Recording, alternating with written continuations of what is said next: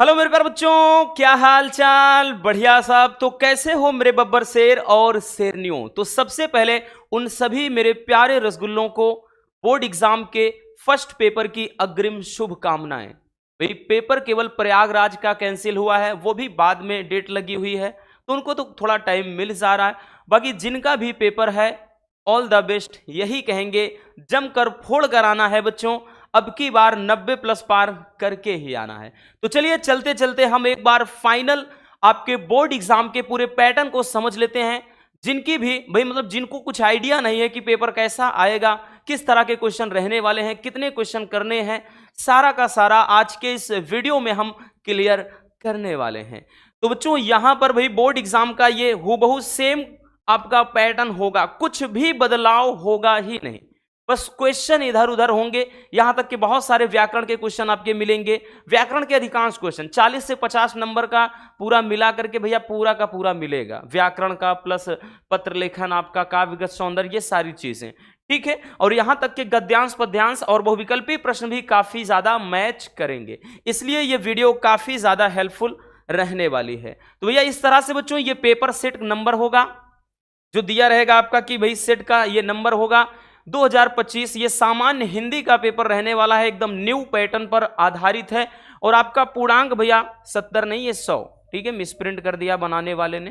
तो भैया पूर्णांक आपका 100 रहने वाला है। और पहले ही पेपर में बच्चों आपको फोड़ कराना है 100 में 100, क्योंकि रसगुल्लों हिंदी एक स्कोरिंग सब्जेक्ट है। हम हमेशा से बताते चले आए हैं, अगर हिंदी आपका बेहतर हुआ ना तो बाकी अदर सब्जेक्ट भी ठीक ठाक होंगे। क्योंकि अगर हिंदी में 90 प्लस आपने फोड़ दिया, फिजिक्स केमिस्ट्री में अगर आप भी थोड़ा वीक भी हैं तो नंबर मैनेज हो जाएगा। इस बात का ध्यान देना, इसलिए आपके पास ये गोल्डन अपॉर्चुनिटी है, यूं समझना एक गोल्डन चांस है, इस मौके को भुनाना है।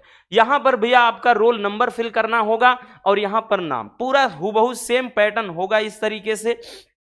और बाकी भैया बेसिक से इंस्ट्रक्शन दिए जाएंगे कि समय 3 घंटे 15 मिनट का होगा, जिसमें 15 मिनट आपको पहले पेपर पर बिताना है बच्चों। पेपर ढंग से 15 मिनट पढ़ लेना रसगुल्लों। इससे क्वेश्चन में भाई कौन सा क्वेश्चन आपको सबसे ज्यादा याद है, किस क्वेश्चन को आप अच्छे से लिख सकते हैं, ये सारी चीजें एकदम क्लियर हो जाएंगी।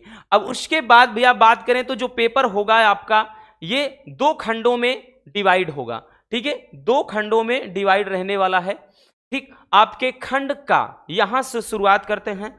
खंड का की बात कर ले भैया, तो जो खंड का होगा ये आपका पूरा का पूरा टेक्स्ट बुक से होगा, बोले तो आपके किताब से मिलता जुलता होगा, पूरा किताब का ही। और जो खंड का होगा भैया ये 50 नंबर का रहने वाला है। कितने नंबर का बच्चों? तो 50 नंबर का रहने वाला है। और खंड खा भी आपका 50 नंबर का रहेगा। जैसे पहले क्वेश्चन में भैया आपका पहले का या का खा गा करके क्वेश्चन नंबर ये 1 का खा गा करके इस तरह से आपका 5 बहुविकल्पी हिंदी गद्य साहित्य से होगा। पहला क्वेश्चन, साहित्य सहचर के लेखक कौन है? साहित्य सहचर के लेखक कौन है? और ये क्वेश्चन भाई करवा भी चुके हैं, हमने बोला ना इतने ज्यादा क्वेश्चन हम करवा चुके हैं बहुविकल्पी प्रश्न के। इसके पहले भी 100 क्वेश्चन की सीरीज लाई, उसके पहले कम से कम 12 से 15 मॉडल पेपर हल करवा चुके। कहां से आएगा भाई, नहीं पूछा जाएगा बाहर का बच्चों, याद रखना, ठीक है। तो साहित्य सहचर के लेखक है। आज आपका विकल्प है महावीर प्रसाद द्विवेदी, हजारी प्रसाद द्विवेदी, बाबू गुलाब राय या महादेवी वर्मा। तो भैया ये हो जाएगा हजारी प्रसाद द्विवेदी। कौन सा विकल्प हो जाएगा बच्चों? ये हो जाएगा ऑप्शन ए। दूसरा क्वेश्चन है कि बाल कृष्ण भट्ट द्वारा संपादित पत्रिका का नाम क्या है? तो बाल कृष्ण भट्ट द्वारा संपादित पत्रिका कौन सी है? विकल्प है आपका कवि वचन सुधा, दूसरा है भैया विशाल भारत, तीसरा है बच्चों साहित्य संदेश, या फिर चौथा है हिंदी प्रदीप। देखिए पत्रिका से भी रिलेटेड बहुत सारे क्वेश्चन बनेंगे, ठीक है, तो याद रखना। तो बाल कृष्ण भट्ट द्वारा कौन सी है? हिंदी प्रदीप। कौन सी है भैया? हिंदी प्रदीप है। आई बात समझ में? चलिए नेक्स्ट क्वेश्चन पर चलते हैं हम। आपका तीसरा क्वेश्चन क्या है? तो भैया तीसरा, एक मिनट, देखिए तीसरा क्वेश्चन क्या है आपका? तीसरा क्वेश्चन है कि हिंदी का प्रथम मौलिक उपन्यास क्या है। अभी हम जो टॉप 100 क्वेश्चन लाए थे उसकी सीरीज में था भैया क्वेश्चन कि हिंदी का प्रथम मौलिक उपन्यास कौन सा है। विकल्प आपके सामने है परीक्षा गुरु, या फिर आनंद मठ, या फिर तितली, या फिर भैया गबन। तो हिंदी का प्रथम मौलिक उपन्यास भैया परीक्षा गुरु। भैया लेखक लाला श्रीनिवास दास जी हैं, ठीक है, लाला श्रीनिवास दास जी हैं, ठीक है। तो हिंदी का प्रथम मौलिक उपन्यास परीक्षा गुरु है, ठीक। नेक्स्ट क्वेश्चन बच्चों कि सरदार पूर्ण सिंह किस युग के लेखक हैं। यह भी बहुत ज्यादा पूछा जाता है बच्चों ये क्वेश्चन कि सरदार पूर्ण सिंह भैया किस युग के लेखक हैं, ये आपको बताना है। विकल्प है बच्चों भारतेंदु युग, या फिर छायावाद युग, या फिर बच्चों द्विवेदी युग, या प्रगतिवादी युग। तो भैया ये सरदार जो पूर्ण सिंह हैं ये हैं भैया द्विवेदी युग के, ठीक है, द्विवेदी युग के लेखक हैं, ठीक। चलिए नेक्स्ट क्वेश्चन पर चलते हैं। अगले क्वेश्चन को भाई देखते हैं हम। हमारा नेक्स्ट क्वेश्चन क्या है, कह रहा है कि निम्नलिखित में से जयशंकर प्रसाद की कृति कौन सी है।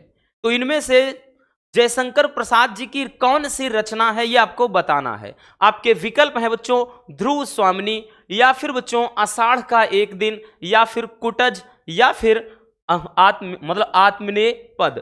तो भैया कौन सा हो जाएगा। तो जयशंकर प्रसाद जी की जो रचना है वो है ध्रुव स्वामिनी। इन्हीं की रचना आंसू, लहर, झरना, कंकाल, तितली, इरावती सारी रचना जयशंकर प्रसाद जी की है, ठीक है। नेक्स्ट क्वेश्चन पर आते हैं।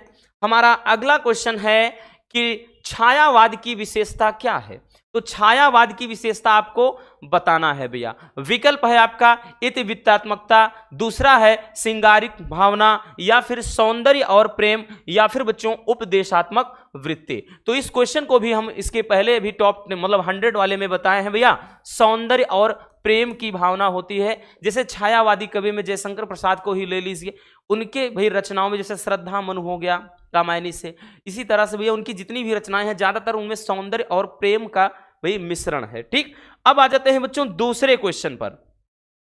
ये भैया का ओ भाई दूसरे का है बच्चों, दूसरे का, ठीक है, दूसरे का नंबरिंग करना भूल गए हैं। तो पहले के का खा गा करके इस तरह से 5, अब दूसरे का भैया ये सारे के सारे काव्य साहित्य से हैं, ठीक है। तो भैया पहला हो गया दूसरा, निम्नलिखित में से कौन सा ग्रंथ भक्ति काल का है। ये क्वेश्चन भी आया था, ठीक है। तो भैया कौन सा ग्रंथ भक्ति काल का है ये आपको बता देना है बच्चों। विकल्प है पृथ्वीराज रासो, दूसरा है भैया विनय पत्रिका, तीसरा है साकेत, और चौथा है कामायनी। तो भैया ये जो विनय पत्रिका है ये भैया किस काल की रचना है। तो ये भक्ति काल की रचना है, ठीक है भैया, भक्ति काल का एक ग्रंथ है, ठीक। चलिए नेक्स्ट क्वेश्चन पर आते हैं। हमारा अगला क्वेश्चन क्या है कि प्रयोगवाद के प्रवर्तक हैं। प्रयोगवाद के प्रवर्तक कौन है ये आपको बताना है। 1 मिनट भाई।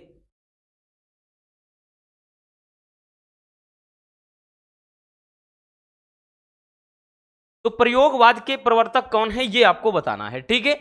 विकल्प है आपका निराला यानी सूर्यकांत त्रिपाठी निराला जी, या फिर बच्चों जयशंकर प्रसाद, या फिर मैथिली शरण गुप्त, या फिर अज्ञे जी। तो भैया प्रयोगवाद के प्रवर्तक की बात कर लें तो सच्चिदानंद, हीरानंद, वात्स्यायन, अज्ञे जी हैं, ठीक है।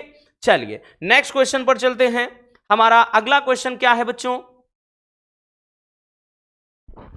चलिए नेक्स्ट क्वेश्चन है कि अनामिका के रचनाकार हैं कौन है। ये भी क्वेश्चन करवा चुके हैं। अनामिका के रचनाकार कौन है। विकल्प है आपका अज्ञे, या फिर भैया निराला, या फिर महादेवी वर्मा, या फिर सुमित्रानंदन पंत। तो अनामिका जो रचना है वो सूर्यकांत त्रिपाठी निराला जी की रचना है। और आपका अगला क्वेश्चन क्या है कि रीतिकाल का अन्य नाम क्या है। रीतिकाल को और किस काल के नाम से जाना जाता है। विकल्प है आपका श्रृंगार काल, दूसरा है स्वर्ण काल, तीसरा है भैया उद्भव काल, और चौथा है बच्चों संक्रांति काल। तो रीतिकाल का जो अन्य नाम है वो है श्रृंगार काल। क्या है भैया, श्रृंगार काल है। आई बात समझ में। तो इस तरीके से मेरे प्यारे रसगुल्लों आपके बहुविकल्पी प्रश्न रहने वाले हैं। आई बात समझ में भैया। तो आपको इस तरीके से फोड़कर आना है। चलिए बच्चों, अब आ जाते हैं भैया क्वेश्चन नंबर हम 2 पर, क्वेश्चन नंबर 3 पर। नंबरिंग करना भूल गए हैं भाई, ये तो सब में। क्वेश्चन नंबर 3, अब जो क्वेश्चन नंबर 3 होगा इसमें भैया आपको यहां पर 2 दिया जाएगा, अथवा अथवा करके, इसलिए और भी ज्यादा फायदा हो जाता है। ठीक है, इसका बेनिफिट यही है कि अथवा अथवा करके आएगा, 2 आएगा, 2 में एक तो आप कर ही सकते हो आराम से। कहेगा कि दिए गए गद्यांश पर आधारित निम्नलिखित प्रश्नों के उत्तर दीजिए। तो भाई किसी एक को, ठीक है, इसके नीचे भी एक है, अभी देखेंगे, तो पढ़ लेना है। और वैसे भी ये वाला जो है मोस्ट इंपॉर्टेंट है, ठीक, और किसी ना किसी सेट में डेफिनेटली 100% श्योर है आएगा, इतना याद रखना बच्चों। अब ऐसा नहीं कि बस ये मॉडल पेपर है, नहीं, मॉडल पेपर पे मत जाइएगा, क्योंकि ये सारे क्वेश्चन ठोस वाले हैं, एकदम 100% सॉलिड नंबर वाले हैं, और 10 नंबर का ये क्वेश्चन पूछा जाएगा, इतना याद रखना। कह रहा है कि राष्ट्र का तीसरा अंग जन की संस्कृति है। मनुष्यों ने युग युगों में जिस सभ्यता का निर्माण किया है वही उसके जीवन की श्वास प्रवास है। बिना संस्कृति के जन की कल्पना कबंध मात्र है। संस्कृति ही जन का मस्तिष्क है। संस्कृति के विकास और अभ्युदय के द्वारा ही राष्ट्र की वृद्धि संभव है, और राष्ट्र के समग्र रूप में भूमि और जन के साथ साथ जन की संस्कृति का महत्वपूर्ण स्थान है। तो अगर आप देखें, अब आते हैं भैया क्वेश्चन पर, अपने क्वेश्चन पर आते हैं कि हमारे क्वेश्चन क्या हैं। एक एक क्वेश्चन को समझते हैं। पहला कह रहा है कि राष्ट्र की वृद्धि कैसे संभव है। तो भैया राष्ट्र की वृद्धि कैसे संभव है, ये पहला क्वेश्चन कर रहा है। तो जरा गौर से देखिएगा, कहीं कहीं पर है, हाँ भैया यहां देखिए, संस्कृति के विकास और अभ्युदय के द्वारा ही राष्ट्र की वृद्धि संभव है। मिल गए 2 नंबर, क्योंकि इस गद्यांश पर आधारित आपके 5 प्रश्न होंगे, प्रत्येक क्वेश्चन 2 नंबर देकर जाएगा। इस तरह से भैया आपके टोटल 10 नंबर आपके जेब में होंगे।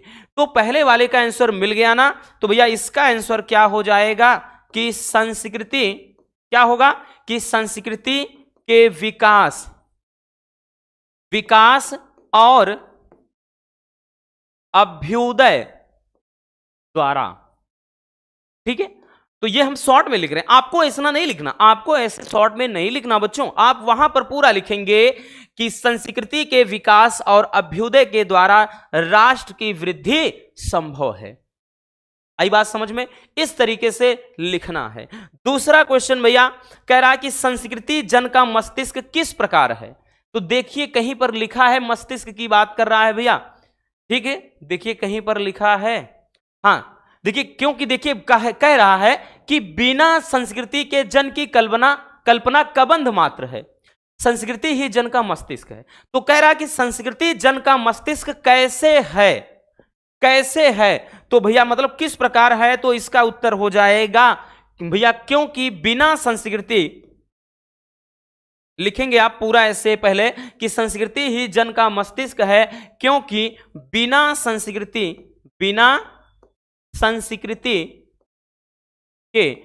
संस्कृति के जन की कल्पना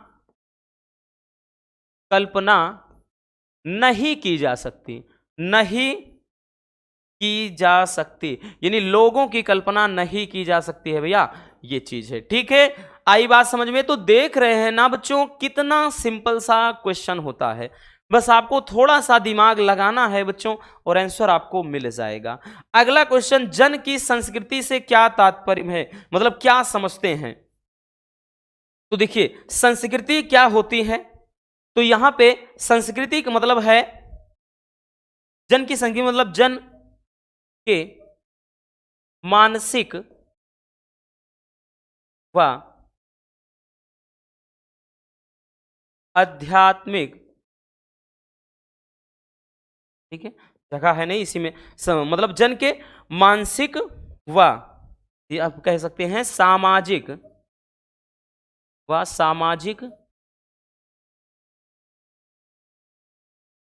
अभ्युदय।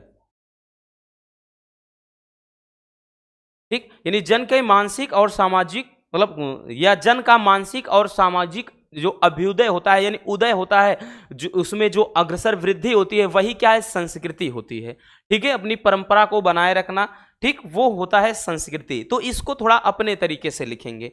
अब आगे आते हैं भैया अगले क्वेश्चन पर, अगले क्वेश्चन पर चलते हैं। ठीक, इतना तो पहले स्क्रीनशॉट करना हो कर लीजिए बच्चों, वैसे अब क्या जरूरत है भैया, केवल लास्ट टाइम है तो आप देख लीजिए। बस आगे चलते हैं अगले क्वेश्चन पर।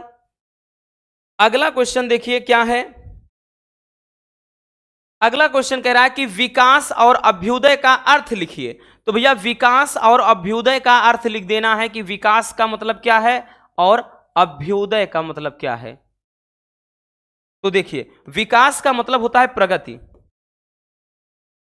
अभ्युदय का मतलब उदय की ओर, उदय की ओर, ठीक, या आगे की ओर ले जाना, वो अभ्युदय होता है। अगला क्वेश्चन बच्चों कि दिए गए गद्यांश का शीर्षक और लेखक का नाम लिखिए। तो बच्चों अगर हम शीर्षक की बात करें तो इस भाई जो चैप्टर है इसका शीर्षक क्या है, अर्थात इसका पाठ का नाम क्या है, तो जगह जगह पर राष्ट्र की बात कर रहा है भैया। तो ये कौन सा चैप्टर है, तो ये है राष्ट्र का स्वरूप।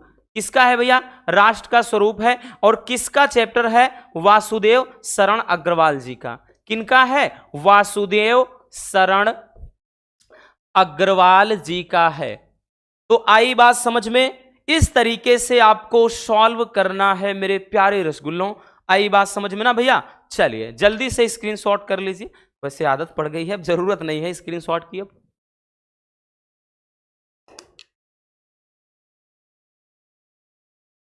हो गया ना। चलिए तो ये तो आपका एक हो गया। अब अथवा में, क्योंकि अब तो पूरा सॉल्व करवा के ही रहेंगे भैया, आप पेपर देने जा रहे हो, तो अथवा में भी एक दिया गया है। तो जैसे मान लेते हैं आप पहला ना करो भैया, आपका मन नहीं है कि आप पहला ना करो, तो आपके सामने एक और ऑप्शन होगा, दूसरा करिए। दिया है कि भाषा की साधारण इकाई शब्द है और भाषा के अभाव में भाषा का अस्तित्व ही दुरूह है। यदि भाषा में विकास मतलब विकास मतलब ये विकसनशीलता शुरू होती है तो शब्दों के स्तर पर ही, कह रहा है कि दैनंदिनी सामाजिक व्यवहारों में हम कई ऐसे नवीन शब्दों का इस्तेमाल करते हैं जो अंग्रेजी, अरबी, फारसी आदि विदेशी भाषाओं से उधार लिए गए हैं। वैसे ही नए शब्दों का गठन भी अनजाने में अनायास ही होता है। अब देखिए क्वेश्चन की तरफ चलते हैं, थोड़ा क्वेश्चन पर रुख डालते हैं कि किसके अभाव में भाषा का अस्तित्व ही दुरूह है। तो देखिए बच्चों, किसके अभाव में, तो देखिए कहा है कि शब्द के अभाव में भाषा का अस्तित्व ही क्या है भैया, दुरूह है। तो मिल गया पहले वाले का आंसर।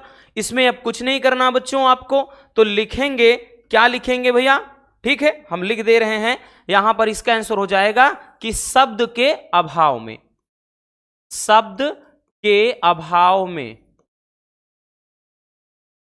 ठीक है। तो भाई आप पूरा लिखेंगे कि शब्द के अभाव में ही भाषा का अस्तित्व दुरूह है, बस इतना। दूसरा क्वेश्चन कह रहा है कि नए शब्दों का गठन कैसे होता है, तो जरा गौर फरमाइएगा बच्चों यहां से। वैसे ही नए शब्दों का गठन भी अनजाने में अनायास ही होता है। तो नए शब्दों का गठन कैसे होता है रसगुल्लो, तो लिखेंगे कि अनजाने में अनायास, अनायास होता है, अनायास ही होता है। तो आप मतलब ऐसे लिखेंगे, पूरा लिखेंगे, ठीक है, ऐसे शॉर्ट में नहीं लिखिएगा रसगुल्लों। फिर से बोल रहे हैं, आप लिखेंगे जब आएगा तो नए शब्दों का गठन अनजाने में अनायास ही होता है, इस तरीके से लिखना है। कह रहा है कि किन विदेशी भाषाओं से शब्द लेकर हम नए शब्दों का इस्तेमाल करते हैं। तो भैया किन विदेशी भाषाओं से, जरा देखिए, अंग्रेजी, अरबी, फारसी आदि विदेशी भाषाओं से हम उधार लिए, मतलब उधार लिए गए हैं। तो यहां पर दिख रहा है ना आपको अंग्रेजी, अरबी, फारसी। तो यहां पर भैया किन भाषाओं से, तो अंग्रेजी, अरबी, फारसी, ठीक है, अंग्रेजी, अरबी, फारसी। तो पूरा लिखेंगे तो लिखेंगे कि अंग्रेजी, अरबी, फारसी आदि विदेशी भाषाओं से शब्द लेकर हम नए शब्दों का इस्तेमाल करते हैं। आई बात समझ में बच्चों। नेक्स्ट भाषा की इकाई, भाषा की साधारण इकाई क्या है? ठीक है, तो इसको अब हम मिटा दे रहे हैं, थोड़ा ऊपर चलना पड़ेगा भैया। अब देखिए आगे कह रहा है, ऊपर ही सबसे पहली लाइन जरा गौर से देखिएगा कि भाषा की साधारण इकाई शब्द है। तो भाषा की भाई साधारण इकाई क्या है बच्चों? तो शब्द है। आंसर मिल गया ना। तो यहां पर भाषा की साधारण इकाई क्या है? शब्द है। ठीक है, तो यहां पर लिखेंगे शब्द। तो ऐसे शॉर्ट में नहीं लिखिएगा, आपको लिखना है कि भाषा की साधारण इकाई शब्द है। अब गद्यांश का शीर्षक एवं लेखक का नाम लिखिए। तो भैया इस चैप्टर की बात कर ले तो चैप्टर का शीर्षक क्या है और भाई इसके लेखक कौन है, ये आपको बता देना है। तो शीर्षक चैप्टर का जो है भैया, ये है भाषा और आधुनिकता। क्या है? भाषा और आधुनिकता। आधुनिकता, भाषा और आधुनिकता है। और उसके बाद भैया लेखक की बात कर ले, लेखक कौन है? प्रोफेसर जी सुंदर रेड्डी। प्रोफेसर जी सुंदर रेड्डी जी हैं बच्चों, प्रोफेसर जी सुंदर रेड्डी जी हैं। आई बात समझ में रसगुल्लों? ये हो जाएगा। अब आगे चलते हैं आपका भैया क्वेश्चन नंबर 4। क्वेश्चन नंबर जो 4 होगा ना बच्चों, वो आपका क्या होगा? काव्य साहित्य से बोले तो पद्यांश से दिया जाएगा। अब इसको भी बड़े ध्यान से पढ़ना है प्यारे बच्चों और इसका उत्तर देना है। ये क्वेश्चन भी 10 नंबर का होगा, ध्यान से समझिएगा। इसमें भी 2 आएगा अथवा करके आएगा, 2 में कोई एक ही करना होगा। कह रहा कि तपस्वी क्यों इतने हो क्लांत, वेदना का यह कैसा वेग, आह तुम कितने अधिक हताश, बताओ यह कैसा उद्वेग, दुख की पिछली रजनी बीत विकसता सुख का नवल प्रभात, एक पर्दा यह झीना नील छिपाए हैं जिसमें सुखगात। अब देखिए बच्चों यहां पर अगर हम बात कर लें तो बड़ा सिंपल सा ये एक बड़ा मजेदार सा पद्यांश है। बोल क्या रहा है? ध्यान से देखिए। कह रहा है कि तपस्वी क्यों इतने हो क्लांत। यहां पर जो श्रद्धा है मन के, हताश मन को प्रेरित करते हुए या फिर उनके अंदर आशा की एक किरण जगाते हुए कहती हैं कि हे तपस्वी तुम इतने अत्यधिक क्लांत यानी थके हुए या एकदम सुस्त क्यों पड़े हुए हो। वेदना का या कैसा वेग, वेदना मतलब पीड़ा, अर्थात ये तुम्हारे अंदर ये पीड़ा कैसी है, तुम्हारे अंदर ये पीड़ा किस बात की है, इसका कारण क्या है। आह तुम कितने अधिक हताश, और आह आह मतलब यहां दुख प्रकट करते हुए कह रही हैं तुम कितने अधिक हताश, तुम इतने अत्यधिक हताश क्यों हो, बताओ या कैसा उद्वेग, तुम्हारे अंदर ये जो मतलब हलचल है, तुम्हारे अंदर ये जो विभिन्न तरंगे निकल रही हैं, अर्थात इसका क्या कारण है। फिर आगे कह रहा है दुख की पिछली रजनी बीच विकसता सुख का नवल प्रभात। यहां समझाती है तपस्वी दुख की काली रात बीत जाने के बाद ही सुखों का एक नया सवेरा होता है। मैंने ऑलरेडी करवा चुके हैं ना, अब तो एकदम रट गया होगा कि दुख की काली रात बीत जाने के बाद ही सुखों का एक नया सवेरा होता है। और कह रहा है कि भैया एक पर्दा या झीना नील छिपाए हैं जिसमें सुखगा। तो अर्थात जिस तरह से दिन और मतलब दिन और रात के बीच में एक महीन पर्दा होता है और उस पर्दे के हटते ही तो प्रकाश हो जाता है, सवेरा होता है, उसी तरह से सुख और दुख में एक क्या होता है, महीन पर्दा होता है जिसके पीछे सुखों का सवेरा छिपा होता है। अब आते हैं प्रश्न पर बच्चों। भाई पहला क्वेश्चन है कि तपस्वी संबोधन किसके लिए किया गया है। ये जो तपस्वी शब्द है किसके लिए, तो बच्चों एकदम सिंपल है, ये किसके लिए भैया, मनु के लिए, क्योंकि चैप्टर कौन सा है, श्रद्धा और मनु है, जयशंकर प्रसाद जी का। ठीक है, तो यहां पर ये मनु के लिए आप पूरा लिखेंगे कि तपस्वी संबोधन मनु के लिए किया गया है। अगला प्रश्न, आह शब्द से किस भाव को व्यक्त किया गया है। तो आह शब्द से भैया क्या है, तो यहां पर दुख को प्रकट किया गया है। ठीक है, दुख को प्रकट किया गया है। ठीक, तो आह जो है वो पीड़ा को, दुख को व्यक्त कर रहा है। फिर आगे क्वेश्चन है कि दुख को रात्रि और सुख को नवल प्रभात क्यों कहते हैं। ये कह रहा है कि दुख को रात्रि और सुख को नवल प्रभात क्यों कहते हैं। तो भैया इसका उत्तर हो जाएगा कि जिस तरह, थोड़ा लॉन्ग होगा जिस तरह रात बीत जाने के बाद सवेरा होता है उसी तरह दुख के बाद सुख मिलता है।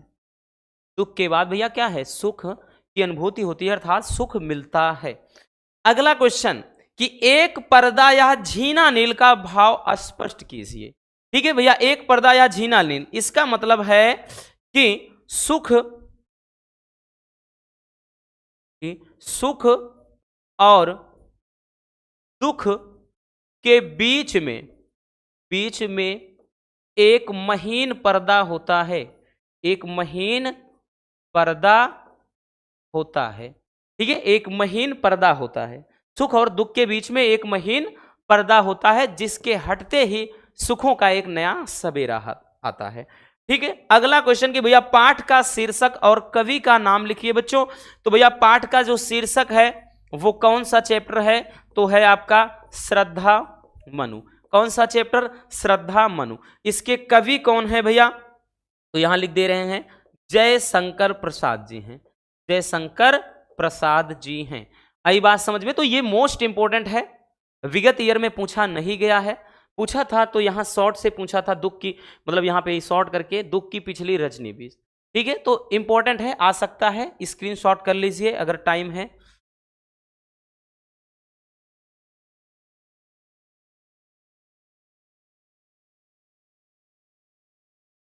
हो गया ना? वैसे जरूरत थी नहीं, लेकिन फिर भी बोल रहे हैं कि भाई पेपर के पहले जब भी थोड़ा टाइम मिले एक बार देख लेना।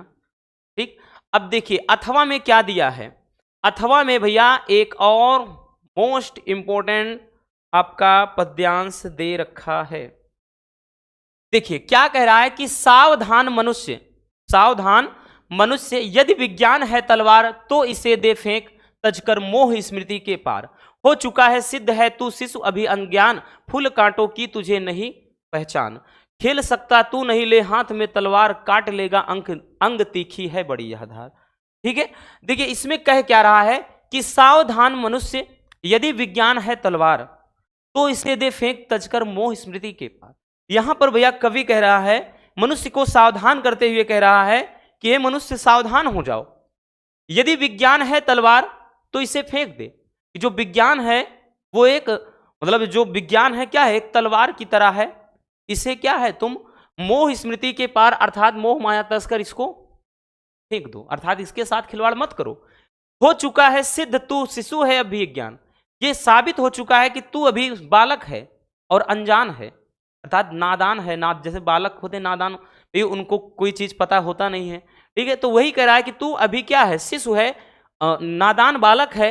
तुम्हें फूल कांटों की तुझे कुछ नहीं पहचान, अर्थात फूल कांटों से मतलब है, फूल का मतलब है भैया सुख और कांटों का मतलब दुख, और अर्थात अभी तुमको सुख और दुख मतलब नहीं पता। सुख और दुख से तुम अभी क्या हो? अज्ञान हो। फिर आगे कह रहा है कि खेल सकता तू नहीं ले हाथ में तलवार, कि भाई तुम इस विज्ञान रूपी तलवार को हाथ में लेकर के खेल नहीं सकते हो। काट लेगा अंग तीखी है बड़ी यह धार, क्योंकि इससे क्या है भैया? तुम अपने ही अंग को काट लोगे, इसकी जो धार है वो बड़ी क्या है भैया? तीखी है। ठीक है, वो बड़ी तीखी है। ठीक, अब इस पे आधारित प्रश्नों के चलिए हम उत्तर को देखते हैं। कह रहा है पहला क्वेश्चन कि कवि ने मनुष्य को सावधान क्यों किया है? अब समझिएगा कि भाई क्यों सावधान कर रहा है। यही ये कह रहा है कि यदि विज्ञान है तलवार, ठीक, तो सावधान क्यों कर रहा है भैया? क्योंकि मतलब विज्ञान एक तलवार है। ठीक है, यानी कवि ने मनुष्य को सावधान इसलिए किया है क्योंकि जो विज्ञान है वो एक तलवार है। ठीक है, तो इसलिए उसको उससे साथ खेलने के लिए मना कर रहे हैं। कवि ने किसे फेंक देने के लिए कहा है भैया? तो विज्ञान रूपी तलवार को। किसको? विज्ञान रूपी तलवार को, क्योंकि साफ साफ कहा है कि विज्ञान है तलवार तो इसे दे फेंक। क्यों फेंक देने को, मतलब किसको फेंक देने को कहा है? तो भैया विज्ञान रूपी तलवार को। आगे क्वेश्चन है कि बच्चों की मनुष्य को शिशु और अज्ञान क्यों कहा गया है? क्योंकि हमने बताया ना कि फूल कांटों की कुछ तुझे कुछ भी नहीं पहचान, क्योंकि मनुष्य को फूल और कांटों की कोई पहचान नहीं है। फूल और कांटों से मतलब हमने बताया ना कि सुख और दुख से। तो यहां पर लिखेंगे क्योंकि मनुष्य को, चाहे आप फूल कांटों ही लिख दीजिए वही, या मनुष्य को सुख और दुख की पहचान नहीं है, सुख और दुख की पहचान नहीं है। ठीक, ये हो जाएगा। अगला क्वेश्चन कह रहा है कि विज्ञान को तलवार क्यों कहा गया है? भाई विज्ञान को, यहां पर देखिए विज्ञान को तलवार क्यों कहा गया है? लिखेंगे क्योंकि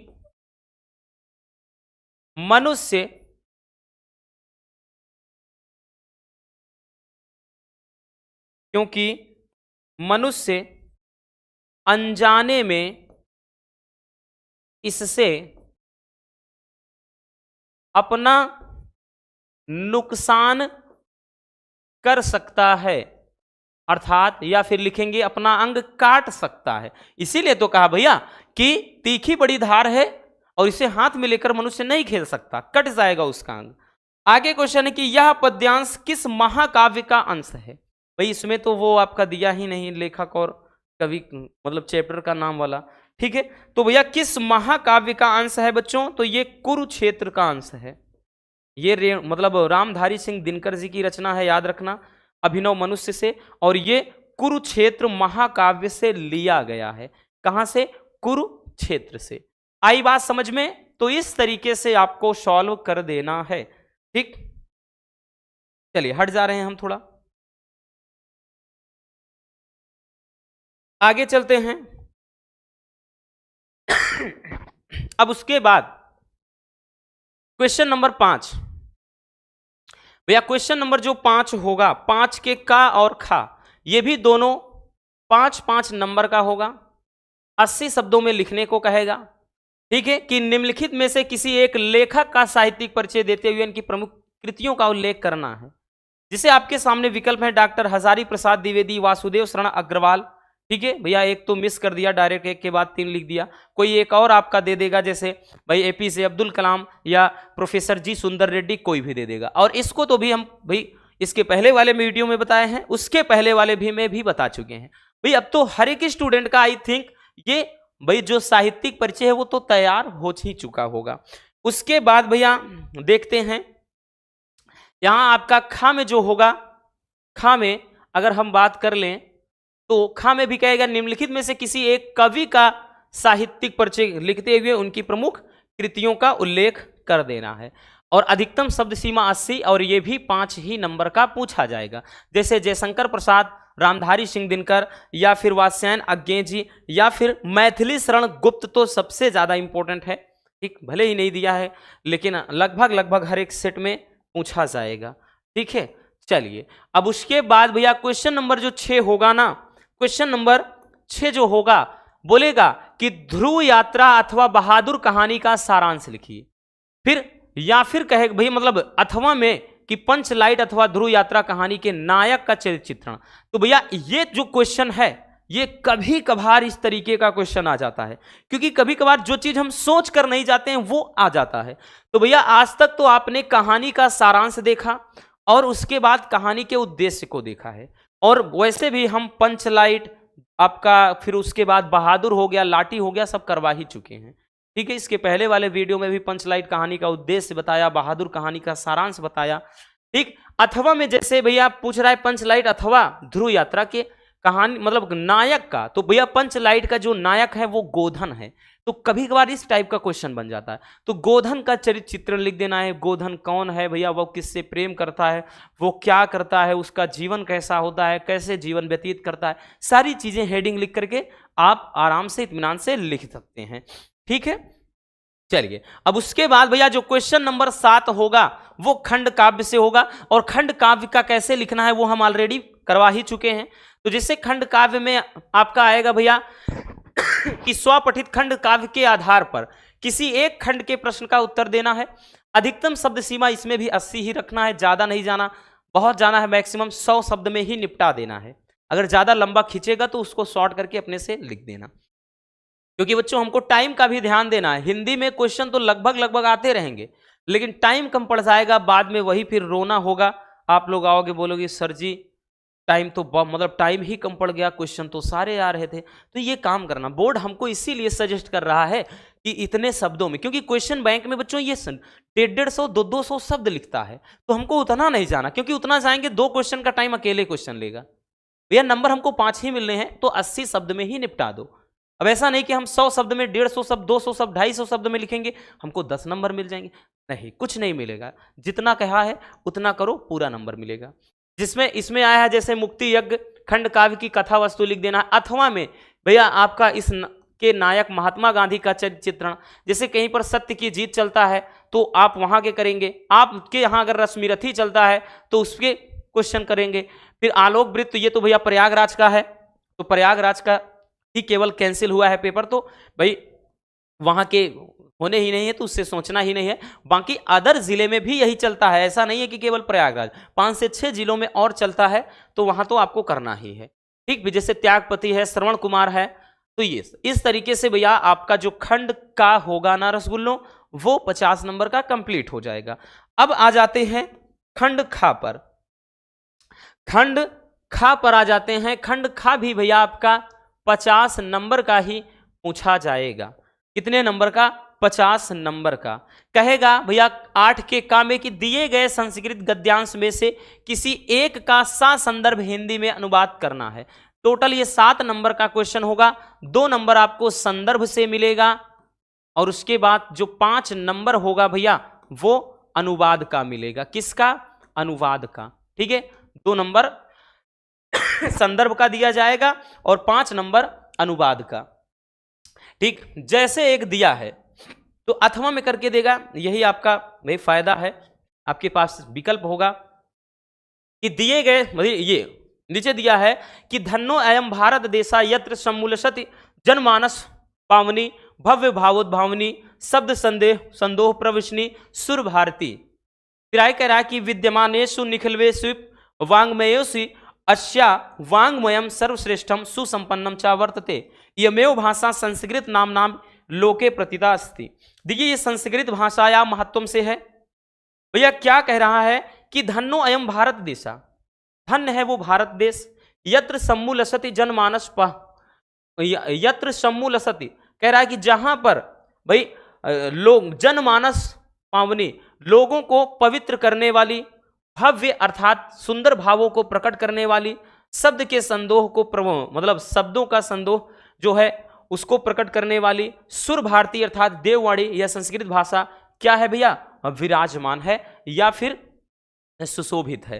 ठीक है, तो कह रहा है कि धन्य है वो भारत देश, धन्य है वो भारत देश जहां पर जनमानस को पवित्र करने वाली और अच्छे भावों को प्रकट करने वाली, शब्द के संदोह को प्रकट करने वाली सुर भारती अर्थात देववाणी या संस्कृत भाषा क्या है? मतलब सुशोभित है।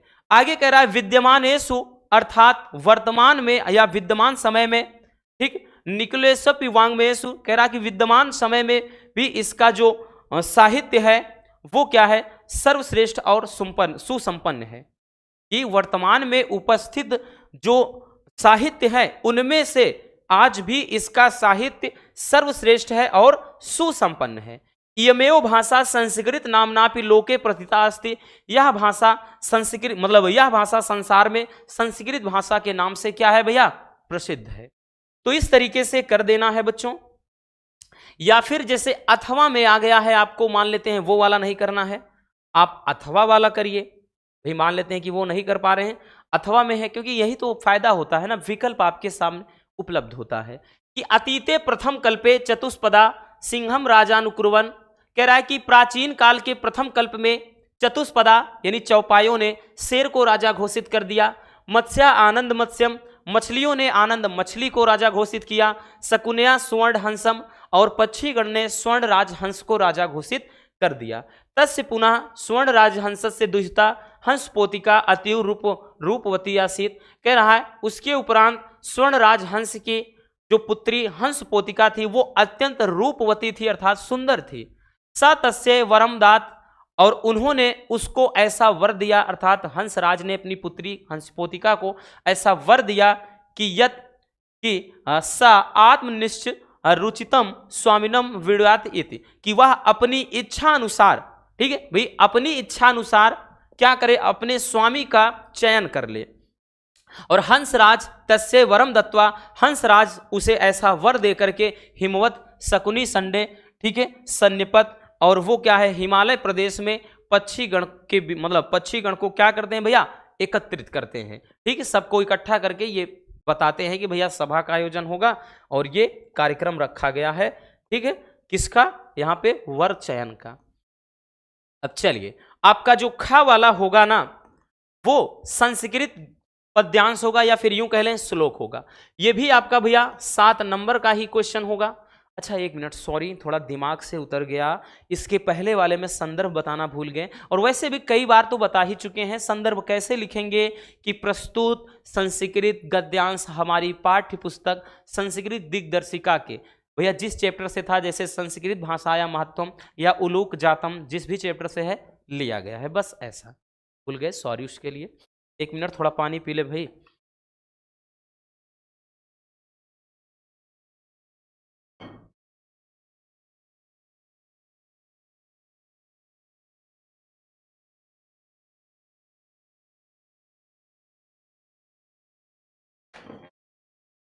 हो गया। चलिए अब देखिए भैया, इसमें है कि दिए गए श्लोकों में से किसी एक का संदर्भ सहित हिंदी में अनुवाद करना। यहां पर भी आपके सामने 2 है, देख सकते हैं, अथवा करके दिया है, और 2 में कोई एक ही करना है बच्चों। क्या करना है भैया, 2 में कोई एक ही। कह रहा है कि ना चौर्यहारम, ना चा राजहार्यम, ना भ्रातिभाज्यम, ना चा भारकारी, वै कृते वर्धते एवं नित्यम, विद्याधनम सर्वधनम प्रधानम। तो आप संदर्भ लिखेंगे कि प्रस्तुत संस्कृत श्लोक हमारी पाठ्य पुस्तक संस्कृत दिग्दर्शिका के मतलब क्या है भैया, संस्कृत दिग्दर्शिका के सुभाषित रत्नानी पाठ से अवतरित है या लिया गया है, ठीक है, मतलब जिस भी चैप्टर का हो नाम लिख देना है।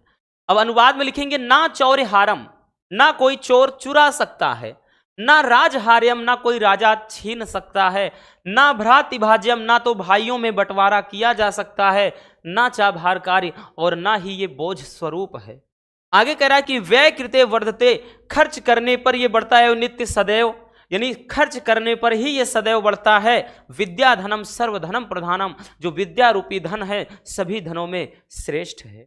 अब आप इसका अर्थ नीचे से निकालेंगे, लिखेंगे कि विद्या रूपी जो धन है सभी धनों में श्रेष्ठ है, ना इसे कोई चोर चुरा सकता है, ना कोई राजा छीन सकता है, ना भाइयों में इसको बांटा जा सकता है, और ना ही ये भार स्वरूप है, ठीक है, बस इस तरह से। अब अथवा में जैसे दिया है आपका, ये भी मोस्ट इंपॉर्टेंट है, पिछले साल ही 2 से 3 मतलब 3 या 4 सेट में आया था ये वाला, कि जयंती ते महाभागा जन सेवा परायणा जरा मृत्यु भयम नास्ति ये शाम कृति मतलब कृतित्मो क्वचित। देखिए कह रहा है कि जयंती ते माह, ये किस चैप्टर से है, तो इसको लिखेंगे संदर्भ में प्रस्तुत संस्कृत श्लोक हमारी पाठ्य पुस्तक संस्कृत दिग्दर्शिका के महामना मालवीय चैप्टर से लिया गया है, ठीक है। अब भाई कह रहा है जयंती ते महाभागा जन सेवा परायणा, कह रहा है कि लोगों की सेवा मतलब जयंती ते महाभागा, ऐसे महापुरुष की जय हो जो लोगों की सेवा में लीन होते हैं। कह रहा ऐसे महापुरुष की जय हो जो लोगों की सेवा में लीन होते हैं, अर्थात जिनका लक्ष्य ही होता है लोगों की सेवा करना। फिर कह रहा है कि और जरा मृत्यु भयम नास्ति ये शाम कीर्तियों क्वचित्तम, कह रहा है कि जिनके जो कह रहा है जिनके यश रूपी शरीर को ना तो मृत्यु का भय है भैया, और ना ही कह रहा है और ना ही उनके क्या है जरा, यहां पे जरा का मतलब होता है बुढ़ापे का, ठीक है, और ना तो भैया मृत्यु का भय है और ना बुढ़ापे का डर है। अर्थात कह रहा है कि लोगों की सेवा में लीन उन महापुरुष की जय हो जिनके यश रूपी शरीर को ना तो बुढ़ापे का भय है और ना ही मृत्यु का भय है। अब समझ में आ गया। ठीक है, इंपॉर्टेंट है भैया, याद रखना बच्चों। चलिए आगे चलते हैं। अब आपका क्वेश्चन नंबर जो 9 होगा, क्वेश्चन नंबर जो 9 होगा भैया, निम्नलिखित मुहावरों और लोकोक्तियों में से किसी एक का अर्थ लिख करके वाक्य प्रयोग करना होगा। 4 आपके सामने होंगे, किसी एक का कहेगा, अर्थ लिख करके वाक्य प्रयोग कर देना है बच्चों। तो भैया किसी एक का, यहां पर जैसे होश उड़ जाना, तो सबसे जरूरी तो अर्थ होता है। होश उड़ जाने का मतलब होता है हक्का बक्का रह जाना, या अचरज से भर जाना, या हक्का बक्का रह जाना, ठीक है, या स्तब्ध रह जाना, या आश्चर्यचकित रह जाना, कुछ भी आप लिख सकते हैं, ठीक है। तो यहां पर जैसे महेश ने जैसे ही अपने फेल होने की न्यूज सुनी कि होश ही उड़ गए, बस हो गया। कोई भी बना सकते, मतलब कुछ भी बना सकते हो, ठीक है। अगर कोई भाई महेश नाम का हो तो भैया परेशान मत होना, ठीक है।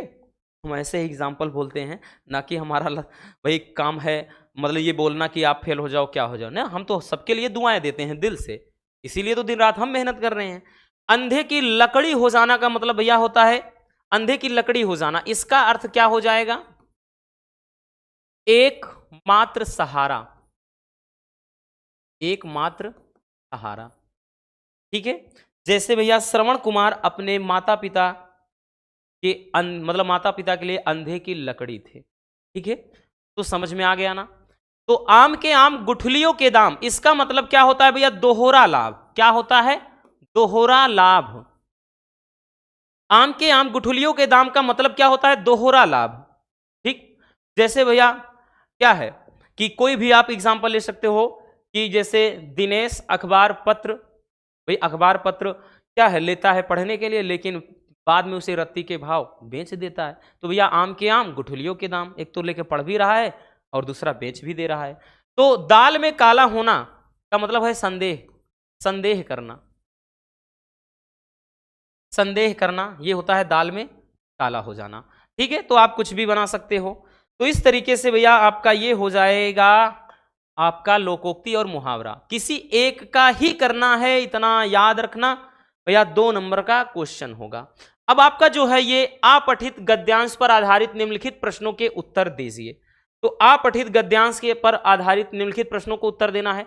ये आपका एक गद्यांश दिया गया है, इस पर आधारित टोटल 3 प्रश्न आएंगे और तीनों का भैया आपको उत्तर इन्हीं में से छांट कर लिखना है। ये किसी क्वेश्चन बैंक या किसी भी किताब या फिर अन्य कोई गाइड वगैरह से नहीं मिलेंगे, ये चाहे जहां से दे सकता है। ये आपको अपने से भैया अपनी क्षमता का प्रयोग करके अपना आईक्यू लेवल जांचना है, आप खुद से इसका उत्तर दोगे, कोई इसमें हेल्प करेगा नहीं। 5 नंबर का क्वेश्चन होगा। आगे देखिए, इसमें कह रहा है कि जिस प्रकार सुखी होने का प्रत्येक प्राणी को अधिकार है, उसी प्रकार कह रहा है कि मुक्तातंग होने का भी, पर कार्य क्षेत्र के चक्रव्यूह में पड़कर जिस प्रकार सुखी होना प्रयत्न साध्य होता है, उसी प्रकार निर्भय होना भी। और निर्भयता के संपादन के लिए 2 बातें अपेक्षित होती हैं। पहली तो यह कि दूसरों को हमसे किसी प्रकार का भय या कष्ट ना हो, दूसरी यह कि दूसरे हमको कष्ट या भय पहुंचाने का साहस ना कर सकें। इनमें से एक का संबंध उत्कृष्ट शील से है और दूसरी का शक्ति और पुरुषार्थ से है। कह रहा है इस संसार में किसी को ना डराने से ही डरने की संभावना दूर नहीं हो सकती। साधु से साधु कह रहा प्रकृति वाले को क्रूर लोभियों और दुर्जनों से क्लेश पहुंचता है, अतः उनके प्रयत्नों को विफल करने या फिर कह रहा है कि भय संचार द्वारा रोकने की आवश्यकता से हम बच नहीं सकते। तो आपका एक बड़ा सा लंबा चौड़ा सा दिया है। अब इस पर आधारित भैया आपके 3 प्रश्न दिए गए हैं, ठीक है। 3 प्रश्न आपके दिए गए हैं। कह रहा है पहला प्रश्न कि यहां तुखी लिखा है, सुखी होगा, ठीक है। यहां पर ये भैया सुखी होगा, सुखी शब्द है, सुखी क्या होता है, ठीक। देखिए कह रहा सुखी होने के साथ और क्या होना प्रयत्न साध्य होता है, ठीक है। आते हैं थोड़ा नीचे, कह रहा है कि भैया सुखी होने के साथ, ऊपर आते हैं। देखिए क्या कह रहा है कि जिस प्रकार सुखी होने का प्रत्येक प्राणी के अधिकार है, उसी प्रकार मुक्तांक का भी पर कार्य क्षेत्र के चक्रव्यूह में पड़कर जिस प्रकार कह रहा सुखी होने का प्रयत्न साध होता है, उसी प्रकार निर्भय होना भी।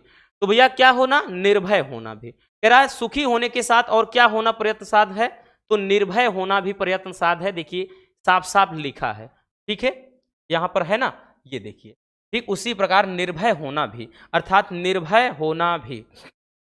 तो भैया पहले वाले का उत्तर क्या हो जाएगा, निर्भय होना, निर्भय होना, ठीक है, लिखेंगे सुखी होने के साथ निर्भय होना प्रयत्न साध होता है। अगला क्वेश्चन कह रहा है भैया कि निर्भयता के संपादन के लिए क्या करना अपेक्षित है, निर्भयता के साधन के लिए क्या करना अपेक्षित है, तो जरा नीचे आते हैं, तो भैया क्या करना अपेक्षित है, निर्भयता के साधन के लिए दो बातें अपेक्षित होती हैं। क्या करना, तो भैया दो बातें अपेक्षित है। पहली तो यह कि दूसरों को हमसे किसी प्रकार का भय ना हो और कोई हमें कष्ट, दूसरा है कि कोई हमें और कष्ट ना पहुंचा सके। तो भैया यहां पर कह रहा है कि निर्भयता के संपादन के लिए क्या करना अपेक्षित है, तो दो काम। पहला,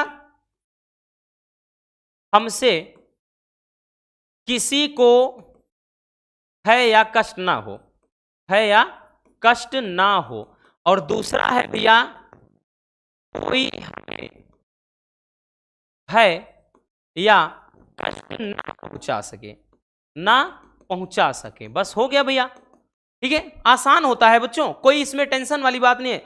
अब अगला क्वेश्चन कह रहा है कि शील, शक्ति और पुरुषार्थ जैसी वृत्तियों का संबंध किनसे है। ठीक है, चलिए देखते हैं किनसे है भैया। देखिए क्वेश्चन आगे आते हैं, तो देखिए इसमें कह रहा है, क्या कह रहा है, देखिए कह रहा है कि इनमें से एक का संबंध, इनमें से एक का संबंध। अब किनमें से, ये जो दो अपेक्षित बातें हैं, पहली वाली कि दूसरों को हमसे कोई भय या कष्ट ना हो, और दूसरा ये कि हमको किसी से कष्ट ना हो, तो इस कह रहा है इनमें से एक का जो संबंध है शील से है और दूसरी का शक्ति और पुरुषार्थ से। तो यहां पर वही चीज कह रहा है कि शील और शक्ति और पुरुषार्थ जैसी वृत्तियों का संबंध किससे है, तो वही जो दो बातें हैं उसका उत्तर भी वही है।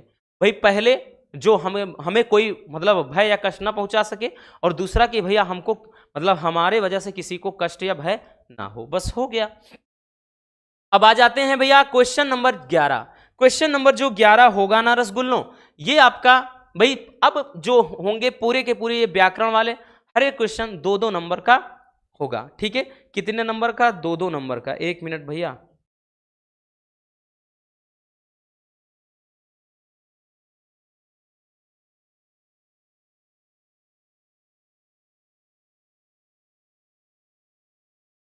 इतना मना करते हैं, जानबूझकर आप लोग कॉल करते हो, पता नहीं नंबर कहाँ से पा जाते हो।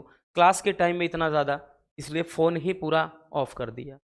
देखिए कह रहा है कि निम्नलिखित शब्द युग्मों का सही अर्थ चयन करके लिखना है। पहला है अंश और अंश, ये सारे करवा चुके हैं, अब छूटेगा नहीं कोई, इसीलिए हम बोल रहे हैं कोई नहीं छूटेगा, कुछ नहीं छूटेगा। अंश और अंश। विकल्प है भैया हिस्सा और कंधा, दूसरा है हिस्सा और अंकुर, तीसरा है कंधा और हिस्सा, चौथा है अंकुर और हिस्सा। इस वाले अंश का मतलब होता है कंधा और इस वाले अंश का मतलब हिस्सा या भाग। तो कंधा और हिस्सा या कंधा और भाग कहां है भैया, तो ये है ये वाला। ठीक है, अगला क्वेश्चन, बात और वात, इसका क्या है। ठीक है, शब्द युग्म का बात और वात। विकल्प है बातें और हवा, रोग और दवा, वायु और विकार, विचार और विकार। तो बात का मतलब होता है बात, अर्थात जो बोलचाल की भाषा है बातें हैं, और दूसरा वात का मतलब होता है हवा। तो बातें और हवा, पहला ही विकल्प सही हो जाएगा। ठीक है, बातें और हवा है। ठीक, चलिए नेक्स्ट क्वेश्चन पर चलते हैं भैया। अगला क्वेश्चन कह रहा है, ये आपका अनेकार्थी होगा कि निम्नलिखित शब्दों में से किसी एक शब्द के दो अर्थ लिखिए। क्या बोलेगा बच्चों, कि किसी एक शब्द के भैया दो अर्थ लिखना है। आपके सामने भैया यहां पर दिए गए हैं। ठीक, ये बार बार कहेंगे किसी एक के ही दो अर्थ लिखना, चाहे आपको 4 अर्थ याद हो, चाहे इन सबके अर्थ याद हो, किसी एक का ही। पतंग का मतलब क्या होता है, तो भैया पतंग का मतलब सूर्य भी होता है। पतंग का मतलब जो टिड्डा या टिड्डी होता है, ठीक, जो कीड़ी होती हैं। और उसके अलावा पतंग का मतलब होता है भैया और क्या चीज, पतंग नाव को भी कहते हैं। ये हो जाएगा। तो भैया हमको 3 याद है, बट आपको चाहे 4 याद हो, लेकिन 2 ही लिखना है। जैसे नाग, नाग का मतलब क्या होता है भैया? तो एक नाग का मतलब होता है बादल, और एक नाग का मतलब हो गया भैया सांप। ठीक है, नाग का मतलब बादल और नाग का मतलब सांप हो गया। अगला वर, वर का मतलब होता है भैया श्रेष्ठ, और एक वर का मतलब होता है भैया दूल्हा। ठीक है, क्या होता है? दूल्हा, श्रेष्ठ और दूल्हा। ठीक है ना, समझ में आया? और एक वर का मतलब वरदान भी होता है भैया, एक वर का मतलब वरदान भी होता है। ठीक, तो ये भी थोड़ा परेशान करने वाले हो सकते हैं, बट अब काहे होना, हम हैं तो काहे का गम। चलिए आगे चलते हैं भैया। चलिए अगला क्वेश्चन, अगला क्वेश्चन है कि निम्नलिखित वाक्यांशों के लिए एक सही शब्द का चयन करके लिखना है। ठीक है, एक सही शब्द का चयन करके लिखना है भैया। देखिए विकल्प है आपके सामने, मतलब ये पहला क्वेश्चन है और इसके विकल्प दिए गए हैं। जिसका कोई शत्रु पैदा ही ना हो, यानी जिसका कोई शत्रु पैदा ही ना हुआ हो उसे क्या कहेंगे? मतलब अजय कहेंगे, या अजात शत्रु कहेंगे, या अजन्मा कहेंगे, या फिर अनंत। भैया जिसका कोई अंत ना हो वो अनंत होता है, जिसे जीता ना जा सके वो अजय होता है, और जो कभी जन्म ना ही लिया हो वो अजन्मा होता है। बट जिसको भैया जिसका कोई शत्रु ही ना पैदा हो वो अजात शत्रु होता है। क्या होता है भैया? अजात शत्रु होता है। चलिए आगे देखते हैं नेक्स्ट क्वेश्चन को। हमारा अगला क्वेश्चन क्या है भैया? कह रहा है कि जो बहुत कुछ जानता हो, जो बहुत कुछ जानता हो उसको क्या कहते हैं? बहुज्ञ, सर्वज्ञ, या फिर भैया बहुश्रुत, या फिर अनंत। तो भैया जो बहुत कुछ जानता है उसको बहुज्ञ कहते हैं, जो सब कुछ जानता है वो सर्वज्ञ होता है। याद रखना, जो सब कुछ जानता है वो सर्वज्ञ होता है, जो बहुत कुछ जानता है वो बहुज्ञ होता है, और जो थोड़ा बहुत जानता है वो अल्पज्ञ होता है। ठीक है, याद रखना इस बात को भी। चलिए भैया आगे चलते हैं। अब आपको शुद्ध करने वाला भाई दिया जाएगा। 1 मिनट बच्चों, थोड़ा पानी पी लें भाई, खांसी बार बार आने लगती है।